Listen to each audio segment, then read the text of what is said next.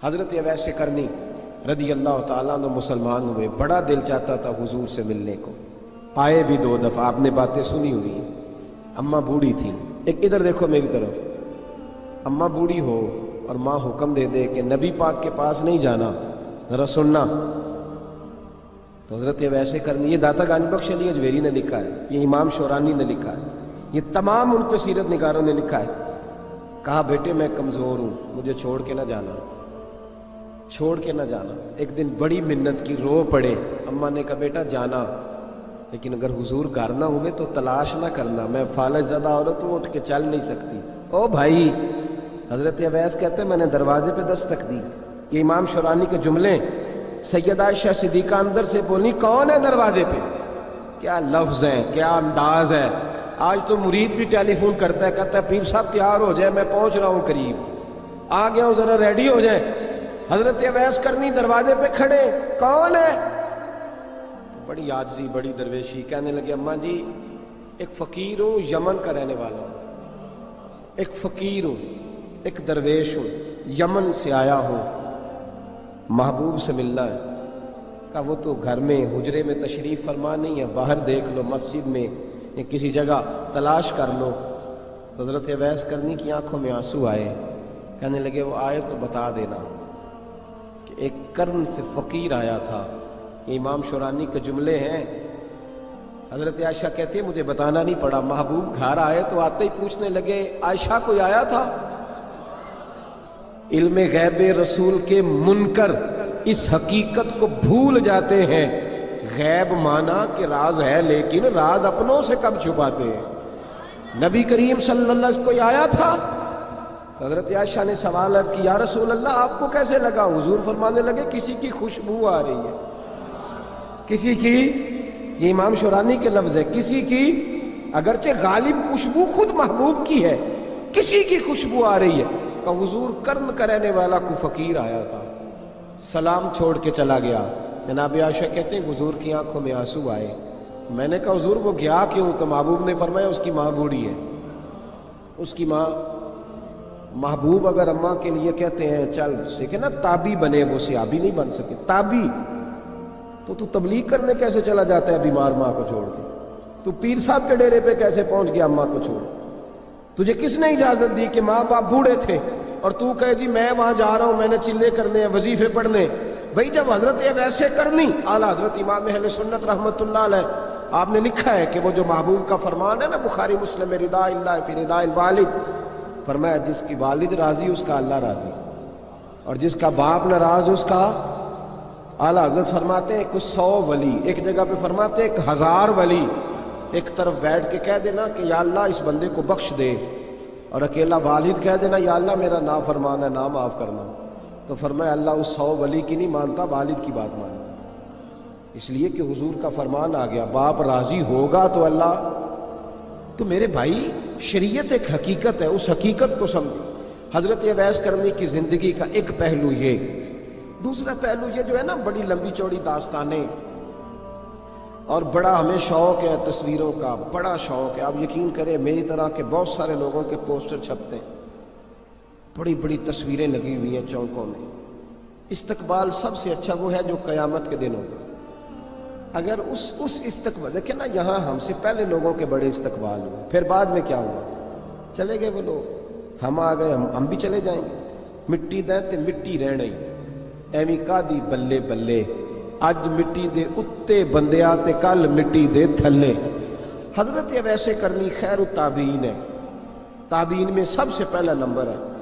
آپ کی سب سے بڑی فضیلت یہ ہے کہ آپ نا، یہ ہم نہ بتاتے بڑا ہیں، گزرتے گزرتے بتا دیتے ہیں کہ میں تہجد گزار بھی ہوں، گزرتے گزرتے بتا دیتے ہیں کہ مسجد کی جو ٹائلیں ہیں نا وہ میں نے لگوائی، بس کوئی بندہ مل جائے صحیح جس کو ہم کرامتیں سنا سکیں۔ میرے جیسے مولوی صاحب بھی بتاتے ہیں، کہتے ہیں جب میرے جیسے اچھے لوگوں کی وہ بھی بتاتے ہیں جب میں مسجد میں آیا تھا تو 30 بچے تھے، اب پورے 80 ہیں، وہی بتاتے ہیں 150 ہوتی تھی نمازیوں کی۔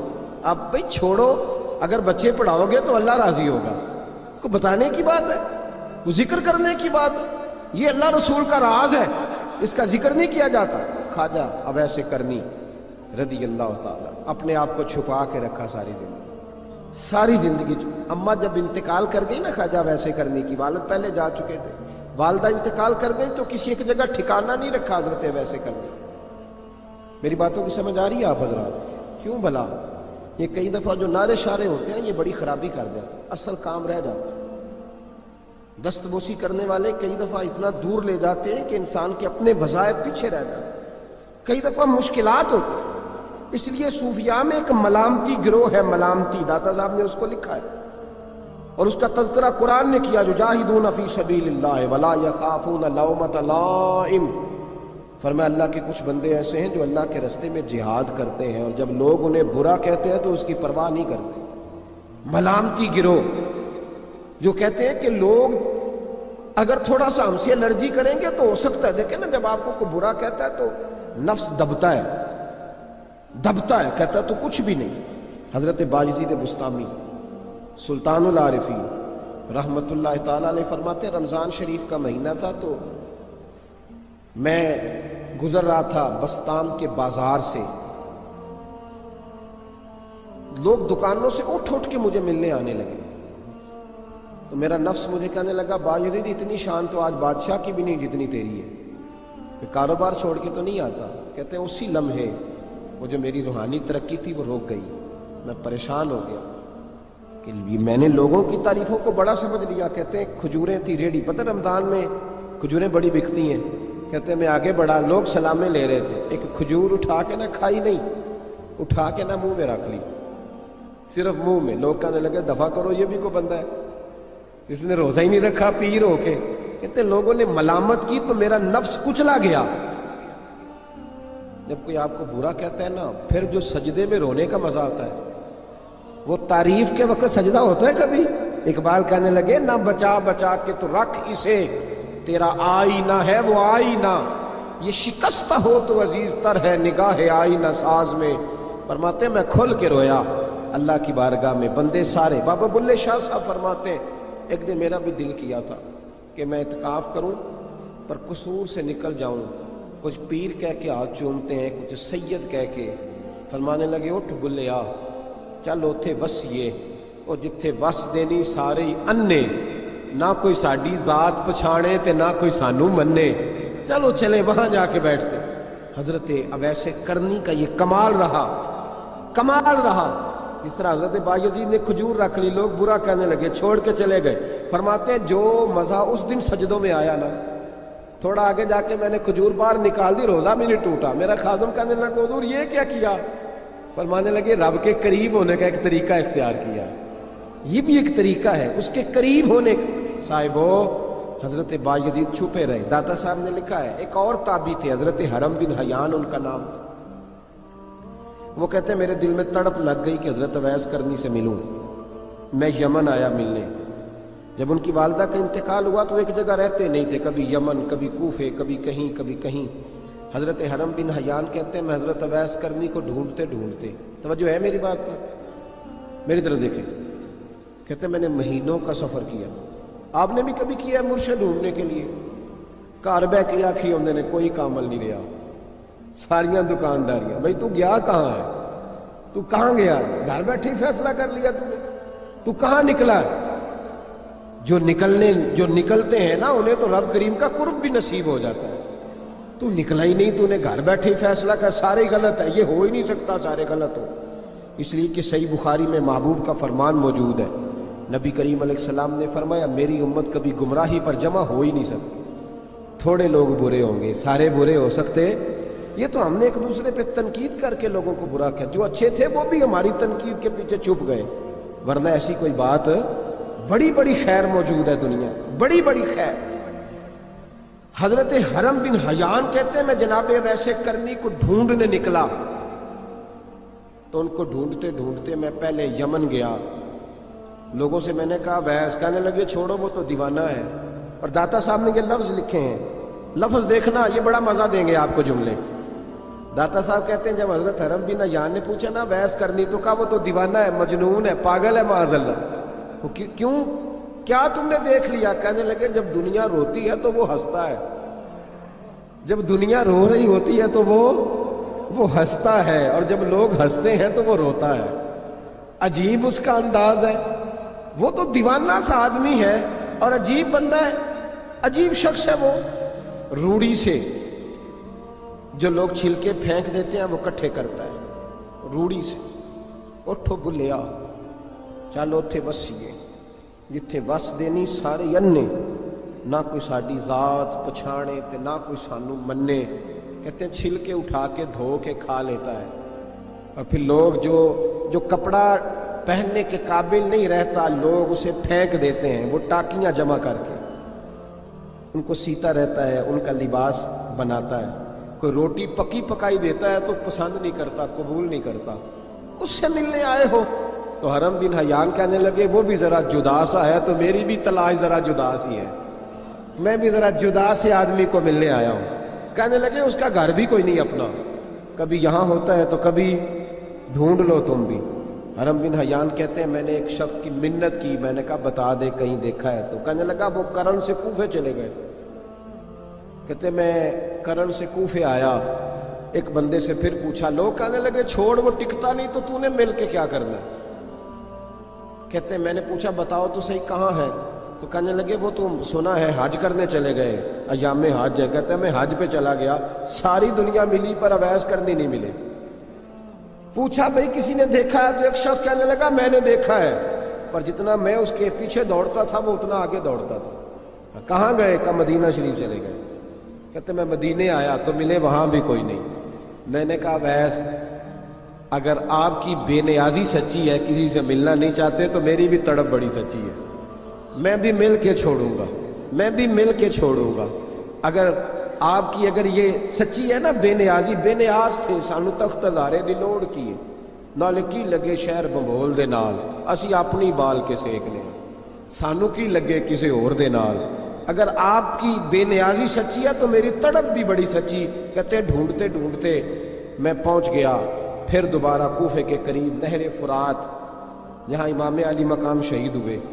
کہتے ہیں جب میں پہنچ گیا تو وہ ساری علامتیں، داڑھی ان کی کہیں کہیں تھی، گھنی نہیں تھی، اور ان کے ہاتھوں پر برس کے نشان تھے، وجود پتلا سا، قد لمبا۔ کہتے ہیں وہ جو میں نے ساری نشانیاں سنی تھی وہ مجھے نظر آ گئی۔ وہ نہر فرات کے کنارے وضو کر رہے تھے، جب وہ وضو سے فارغ ہوئے تو چہرہ ابھی پانی کی طرف تھا۔ میں نے کہا السلام علیکم، سلام لی تو پتہ منہ نہیں میری طرف کیا، چہرہ ادھر ہی رکھا۔ کہنے لگے وعلیکم السلام یا حرم بن حیان، کن فیکون تے کل دی گل ہے۔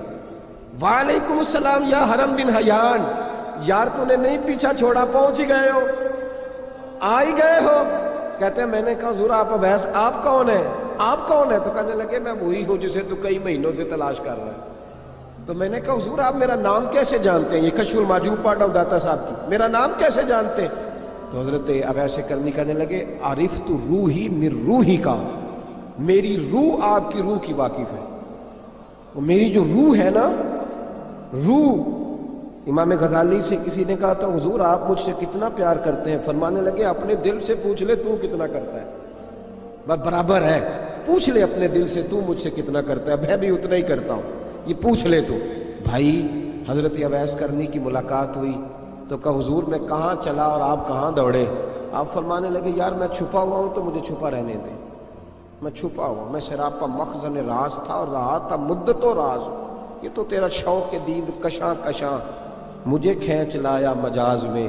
ان کی زندگی تو دیکھو، کتنا شوق ہے ہمیں آگے لگنے، کتنا شوق ہے بڑھ بڑھ کے سامنے ہونے، مجھے لوگ جانے، مجھے لوگ پہچانے، کتنا شوق، لیکن وہ دوڑتے تھے لوگ ہمارے قریب نہ آئے۔ حضرت حرم بن حیان کہتے ہیں میں چند گھڑیاں رکا تو مجھے کہنے لگے جا یار تو کوئی کام کر اور مجھے بھی اپنا کام کرنے دے۔ تو میں نے کہا حضور آپ کیا کریں گے؟ فرمانے لگے گناہ بڑے لمبے ہیں، ذرا معافیاں مانگوں گا اپنے رب سے، میں اس کی بارگاہ میں استغفار کروں گا، مجھے ذرا ریت پہ سجدے کرنے دے، تو جا، مجھے شوق نہیں، تو چلا جا۔ حضرت حرم بن حیان کہتے ہیں میں نے کہا حضور میرے لیے دعا کر دیں۔ تو جناب اویس کرنی نے ہاتھ اٹھائے، کہنے لگے یا اللہ میری اور اس کی ملاقات جنت میں کرا دینا، میری اور اس کی ملاقات جنت میں کرا دینا۔ یعنی یہ بھی کہہ دیا کہ اب دنیا میں دوبارہ ملاقات نہیں ہوگی، کہتے ہیں میں یہ بولنے ہی لگا تھا، کہنے ہی لگا تھا کہ حضور یہاں نہیں ہوگی، تو کہنے لگے چپ کر، جب جنت کی بات جو کر دی ہے ہو گئی بات، اب اتنی دور تک تجھے کہہ دیا تو اب تو یہاں پھر دعا کی بات۔ حضرت اویس کرنی خیر التاب۔ ایک اور بات، پیار صرف سامنے رہ کے نہیں ہوتا، بن دیکھا پیار بھی بڑا شاندار ہوتا، بڑا شاندار، بڑا ہی شاندار ہوتا ہے۔ میرے محبوب نے اس کو بیان کیا، حبیب پاک سید عالم میرے حبیب رحمت علیہ السلام فرمانے لگے اپنے صحابہ سے، تم نے مجھے دیکھ کے کلمہ پڑھا، تمہیں ایک مبارک، اور جو بن دیکھے میرے نام پر جانے دیتے ہیں انہیں 7 بار مبارکباد۔ حضرت اویس کا او یار دیکھیں نا، ایک معنی میں حضور نے یہ بھی بیان کیا، ابو داؤد میں موجود ہے۔ محبوب فرمانے لگے صحابہ سے، بتاؤ کامل ایمان کس کا ہے؟ کہ یا رسول اللہ نبیوں کا۔ فرمایا ان پر تو وہی آتی ہے، یہ ایک معنی میں ہے، ورنہ کامل ایمان انہی کا۔ فرمایا بتاؤ کامل ایمان کس کا؟ کہ یا رسول اللہ صحابہ کا، ہمارا۔ نبی پاک نے فرمایا تم نے تو درختوں کو سجدے کرتے دیکھا ہے، ڈوبے ہوئے سورج کو واپس آتے دیکھا ہے، چاند ٹوٹتے دیکھا ہے۔ کہ حضور پھر فرشتوں کا؟ فرمایا وہ تو اللہ کے عرش کے پاس رہتے ہیں۔ کہ یا رسول اللہ ہماری پھر بس ہو گئی، آپ بتا دیں کامل ایمان کس کا ہے؟ تو محبوب نے فرمایا کامل ایمان ان کا ہے جنہوں نے مجھے دیکھا نہیں ہوگا، جنہوں نے مجھے دیکھا نہیں ہوگا، اور لفظ حدیث کے دیکھا نہیں ہوگا، پر ان کی خواہش ہوگی اگر ایک دفعہ جلوہ نظر آئے تو وہ ہر چیز قربان کرنے کو تیار ہے، ان کی یہ خواہش ہو۔ حضرت اویس کرنی نے ہمیں بتایا کہ جو بن دیکھا پیار ہے نا، بن دیکھا، جس نے دیکھا نہیں پر اس کی یاد میں تڑپتا، دیکھا نہیں پر اس کی مالا جپتا۔ حضرت ابو ذر غفاری نے پوچھا تھا، ترغیب و ترہیب میں حدیث ہے، یا رسول اللہ صلی اللہ علیہ وسلم کچھ لوگوں سے ہم محبت کرتے ہیں پر ہم ان سے ملے نہیں، ہمارے عمل بھی ان جیسے نہیں، حضور اس محبت کے عوض کچھ ملے گا؟ تو محبوب نے فرمایا اللہ محبت کرنے والوں کو جنت میں جمع فرما دے گا، اللہ جمع کر دے گا۔ لیکن کبھی کبھی نہ انہیں اعزاز دینا پڑتا ہے، یہ رب رسول کا اپنا ایک انداز کرم ہے، مجبوری نہیں کسی بات کی، لیکن انداز کرم ہے۔ ان لوگوں کو شانیں دی جاتی ہیں دنیا میں تاکہ کوئی یہ نہ سمجھ لے کہ دنیا میں ان کا اعزاز کوئی نہیں، انہیں بڑے بڑے رتبے ملتے ہیں، انہیں نوازا جاتا ہے۔ حضرت اویس چھپے رہے، آئے نہیں، لیکن محبوب نے انہیں ظاہر کرنا پسند فرمایا۔ نبی پاک نے ظاہر کرنا، تو اگر محبوب ہی ظاہر کرنا پسند کرے پھر ہو جانا چاہیے، پھر ظاہر اگر وہ پسند کرے تو پھر ظاہر جیم جان دا کچھ وسا نہیں، جان یار نو دے تے شاد ہو جا، اس سے دل دے ہیں فساد سارے، دل دلبر نو دے تے آزاد ہو جا، جو رکھے آباد تے رو وس دا تے جدوں کرے برباد برباد ہو جا، جو رکھے آباد تے رو وس دا تے جے کر کرے برباد برباد ہو جا۔ بلکہ میں کہا کرتا ہوں وزن نہ بھی بنے تو شعر یوں ہونا چاہیے، جے کر کرے برباد تے چپ کر کے برباد ہو جا، شور نہ کر، خاموشی سے ہو جا۔ حضور نے ظاہر کرنا پسند کیا تو خود نبی کریم علیہ السلام نے بلایا۔ توجہ ہے میرے بھائیوں، بس بات سمیٹ رہا ہوں، مضمون مکمل ہو گیا۔ اللہ کے حبیب تو دور رہ کے پیار کر، تحفے تیرے گھر خود پہنچ جائیں گے، شرط یہ ہے کہ تو پیار کر اور فرما برداری کر۔ نبی رحمت صلی اللہ تعالیٰ علیہ وسلم نے مولا علی شیر خدا اور حضرت عمر فاروق، بندے بھی حضور نے وہ چنے جو سرخیل ہیں دونوں، مولا علی فاروق اعظم امیر المومنین، دونوں کو بلایا اور بلا کے فرمایا یہ میرا جبہ لے جاؤ اور میرے بعد، میرے وصال کے بعد وہاں جانا کرن میں تمہیں اویس ملے گا، اسے میرا جبہ دینا۔ اور دیکھو کیا خوبصورتی ہے لفظوں میں، یہ بات ان کی شان کو کہاں سے کہاں لے گئی۔ محبوب فرمانے لگے اسے کہنا میری امت کی بخشش کی دعا کرے، اسے کہنا میری امت کی بخشش کی۔ حضرت علی المرتضیٰ کا رتبہ بھی ان سے زیادہ ہے، جناب عمر کا رتبہ بھی، اس کا مطلب ہے بڑا بھی چھوٹے سے کبھی کبھی دعا کے لیے کہہ سکتا ہے کہ یار میرے لیے دعا کر دینا۔ نبی کریم علیہ السلام نے جبہ دیا، جبہ دے کے بھیجا۔ حضرت عمر گئے ملنے، جناب مولا علی گئے، جا کے پوچھا وہ کدھر ہے؟ کہا وہ دیوانے سے ہیں، گھومتے رہتے ہیں۔ جب ملاقات ہوئی تو حضرت اویس کرنی دوڑے آئے، جناب عمر کہنے لگے آپ کا نام اویس ہے؟ کہنے لگے ہاں عمر فاروق میرا نام اویس ہی ہے۔ پھر آگے بڑھ کے کہنے لگے علی آپ کی طبیعت مبارک کیسی ہے؟ پھر وہ جبہ وصول کیا، کہا محبوب نے کہا تھا امت کے لیے دعا کرنا، تو حضرت اویس نے فوراً سر سجدے میں رکھ دیا۔ اور داتا صاحب حدیث لائے ہیں، محبوب فرمانے لگے اللہ تعالیٰ بنو کلب کے قبیلے کی بکریوں کے بالوں کی تعداد کے مطابق اویس کرنی کی دعا کی برکت سے میری امت کو جنت میں داخل کرے گا۔ اتنا بڑا اعزاز، اتنا بڑا اعزاز۔ حضرت اویس کرنی رضی اللہ تعالیٰ انہوں نے دعا کی، پھر واپس لوٹے۔ یہ تو داتا صاحب کی بات ہے۔ اب اگلے جملے حضرت محدث بہاولپوری نے ایک ذکر اویس نام کی کتاب لکھی ہے، حضرت علامہ فیض احمد صاحب اویسی رحمۃ اللہ علیہ، انہوں نے لکھا ہے کہ حضرت عمر فاروق اور مولا علی جب مل رہے تھے نا تو ایک تیسرے شخص نے کہا کہ اویس ان کی زیارت کر لو جنہوں نے حضور کی زیارت کی، ان کی زیارت کر لو، چلو آپ حضور کی زیارت نہیں کر سکے تو زیارت کر لو۔